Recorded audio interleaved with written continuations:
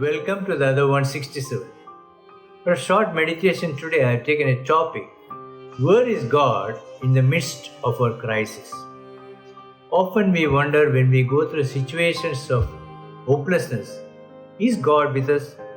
Does He see us, or is He concerned about us?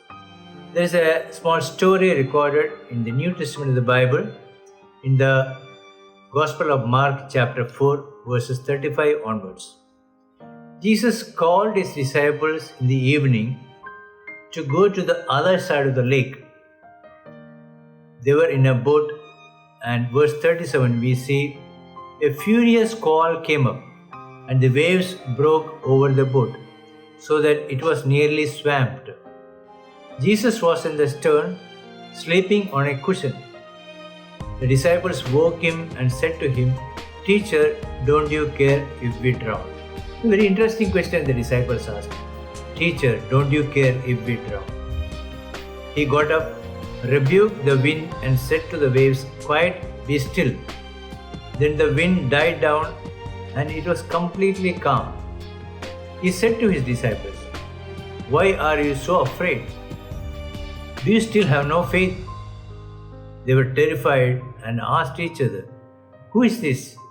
Even the wind and the waves obey him." There are 3 points I wanted to bring out from the whole story. 1. God will take us to the destination. He who called us is faithful. The disciples had seen the hand of God, the miracles Jesus performed. They knew He was Lord, but they doubted when the violent wind came and rocked the boat. Jesus called them to go to the other side of the lake, and He will take the disciples to the other side of the lake. So when God has called us, He will help us to fulfill it. He will not leave us or abandon us. He will take us to the destination. Point number 2, overcome fear. When we are faced with crisis, do we really subdued by fear, overcome by fear or anxiety, or do we panic? The disciples were suddenly afraid. They saw the Lord who was sleeping on the stern woke him up and asked a very interesting question. "Don't you care if we drown?" Was their faith? Will Lord allow them to drown? Is He not concerned about them? Is not God concerned about us? Does He allow us to drown or to fall or to be trampled? No. So, overcome fear. Remember that God is with us in all situations. We are never to be overcome or overwhelmed by fear. Point number 3. Be assured of God's presence without doubt. We should not be people of doubt.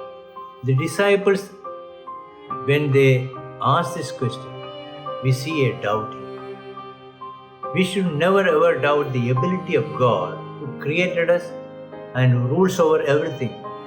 Everything is under His control. We should never ever doubt God's presence. Be assured of God's presence without doubt. When we see David in Psalm 61, he cries out, "Hear my cry, O God, listen to my prayer. From the ends of the earth I call to you. I call as my heart grows faint. Lead me to the rock that is higher than I." David is crying out. We can cry out to God in pain or situation, call for His help. That is all fine. But never doubt God's ability. Even the prophet Habakkuk, when he writes the book in chapter 1, "How long, Lord, must I call for help, but you do not listen?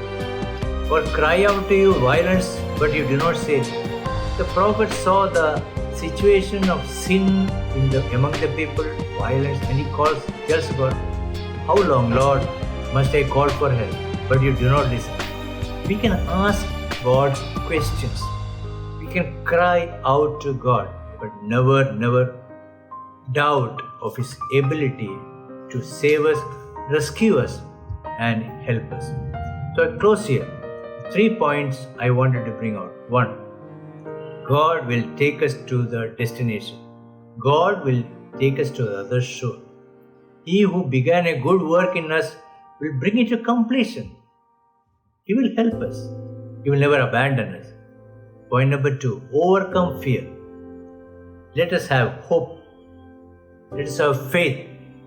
And faith will overcome fear. Trust in God. Never panic.